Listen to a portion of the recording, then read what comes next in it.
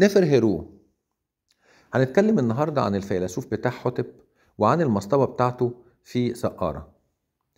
عاش الفيلسوف بتاع حتب في عهد الملك جيدكا را إسيسي، وهو أحد ملوك الأسرة الخامسة، ويعد بتاع حتب واحد من أكبر الحكماء في التاريخ الإنساني كله.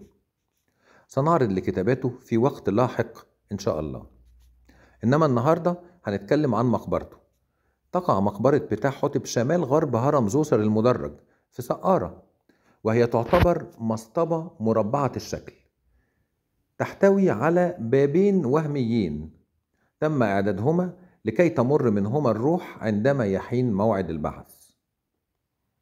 تغطي جدران المقبرة نقوش شديدة الجمال تؤكد على مدى تقدم الفن في مصر القديمة.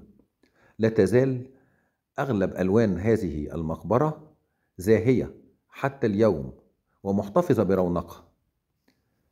هذه النقوش تروي بعض تفاصيل الحياة اليومية لصاحب المقبرة، بالإضافة لبعض مناظر الطبيعة الخلابة والمناظر البيئية مثل أسراب الطيور ومناظر تصور صيد الأسماك والطيور، وبعض مناظر نقل القرابين والذبائح والأساس الجنازي.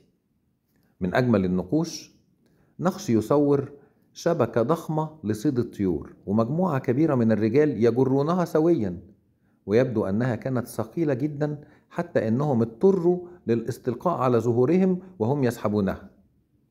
هناك منظر آخر لصيادي السمك وهم فوق المراكب يحاولون صيد الأسماك، أسماك النيل بأنواعها المختلفة، سواء عن طريق الشباك أو عن طريق الحراب.